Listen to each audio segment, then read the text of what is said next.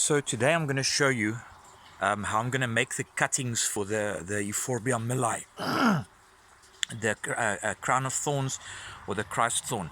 As you can see, these guys are covered in thorns, some really nasty thorns too. I mean, just take a look at that.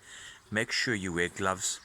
I know there are people who try and use these things, work with these things without gloves. I wouldn't recommend it. These plants are highly toxic. If you get the sap on your skin, it's probably going to give you a couple of blisters there where the sap lands. If you get it in your eyes, well, it's going to blind you. So you cut these guys off of the mother tree. Let them lie for at least 3 days. These have been lying for a week. You see they've calloused over very nicely here. They're nice and dry. There won't be any chance of the stems rotting. And so we've got some potting mix in here.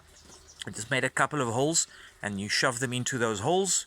Get them in there. They're going to start. Let's get another one in. They're going to start making roots within a few days, and in about 2 months' time, we can put them in the ground.